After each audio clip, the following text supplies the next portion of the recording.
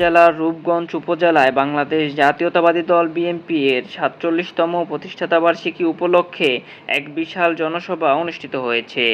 এ জনসভায় নেতৃত্ব দেন উপজেলা বিএনপির নির্বাহী কমিটির সদস্য মোস্তাফিজুর রহমান দীপু ভূঁইয়া। তার উদ্যোগে আয়োজিত এই অনুষ্ঠানে বিপুল সংখ্যক নেতাকর্মী ও স্থানীয় জনগণ অংশগ্রহণ করে।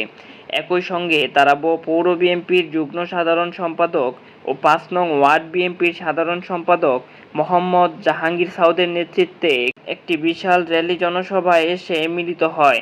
জাহাঙ্গীর সাউদ একজন ত্যাগী ও সংগ্রামী নেতা হিসেবে পরিচিত। বিএনপির দুঃসময়ে তিনি দলের পাশে থেকে নানা নির্যাতন অত্যাচার সহ করেছেন। তার এই ত্যাগ ও নিবেদন রূপগঞ্জের সাধারণ মানুষের হৃদয়ে জায়গা করে নিয়েছে। স্থানীয় রাজনৈতিক মহল জানায়, জাহাঙ্গীর সাউদের সততা, সাহসিকতা ও দলপ্রেম তাকে আলাদা পরিচিতি দিয়েছে। তার প্রতি রূপগঞ্জবাসীর ভালোবাসা ও শ্রদ্ধা দিন দিন বৃদ্ধি পাচ্ছে।